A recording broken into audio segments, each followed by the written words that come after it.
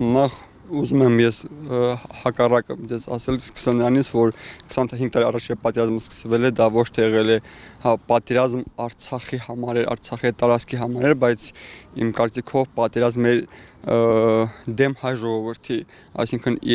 թշնամու ծրագիրն է կամաց ինչպես նախկինում փորձում էին վերացնել հայերին, որտեվ Արցախը Հայաստանի դարպասներ, Հայաստանի վահաններ ու սկսեցին հենց Արցախից եւ ես ապրել եմ Մարտունիում, դաստիարակվել եմ Մոնտեգա ապարախոսությամբ եւ մենք ասել կորցնենք Արցախը, կշրջենք հայոց պատմության վերջին էջը, դա իսկապես եթե մենք այսօր հետ այսօր չպայքարենք ու չպահենք Հայաստանը չուժեղացնենք, ապա վաղ թե ուշ ցավոք սրտի կորցնելու ենք նաեւ Հայաստանը, ցավոք սրտի պետք է նշեմ ու հուսով եմ մարդիկ դա կհասկանան ու մեր միակ փրկությունը մեր միասնության մեջ է եւ միասնական լինելով չկորցնելով հավատը մենք կարողանանք այդ բոլոր այն թեզերը, չգիտեմ, մարդիկ որ իրար դեմ դուրս գրում են, չգիտեմ, այս հիմա դարել է պայքարը Facebook սոցիալական ցանցեր, մենք պետք է սոցիալական ցանցերից դուրս գանք ու պայքարենք իրատեսական, որպեսզի չվերադառնալով Արցախը, չվերադառնանք Արցախ, ապա մեծ հայերից երկար կյանք չենք ունենա, որովհետև իրոք Արցախը մեծ նշանակություն ուներ եւ նորից եմ կրկնում այդ պատերազմը երբ սկսվել է 20 թվականի հենց 5 տարի առաջ սեպտեմբերի 27-ին դա հայ ժողովրդի դեմ էր այդ պատերազմը ոչ թե կոնկրետ Արցախի ու այն տղերքը ովքեր հերոսաբար զոհվել են ու այնքան հաղթանակած մենք իրենց պարտք ունենք, մենք պարտք ենք եւ հայրենիք եւ ու մենք չպետք է դա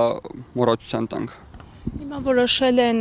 զինծառայության ժամկետը պարտադիր 2 տարին դարձնել 1.5 տարի, դրան զուգահեռ նաև ռազմական բյուջեն է կրճատվել, ինչ է կարծում սա, ինչ նպատակ է հետապնդում։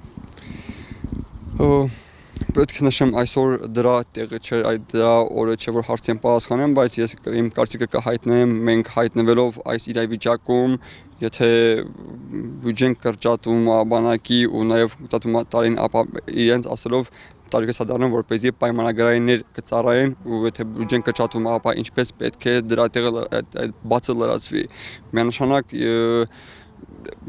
ինչպես նշեմ, ես էլ եմ երազում խաղաղության մասին, բայց ոչ այսպիսի խաղաղություն, չգիտեմ, պարտված,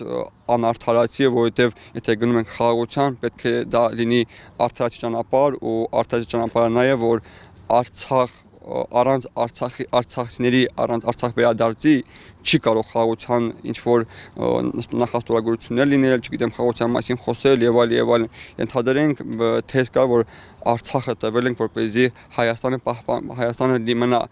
եւ Արցախցին ամեն ինչով անցել է, ամեն ինչ կորցրել է ու հասել մայր Հայաստան, բայց այսօր ինքը այստեղ էլի չի զգում իր հայրենիքում։ Եթե դա թեզը նայա որ Արցախը տվել ենք որպեսզի Հայաստանը մնա, ապա ինչու է այսօր Հայաստանի սահմաններում գտնվում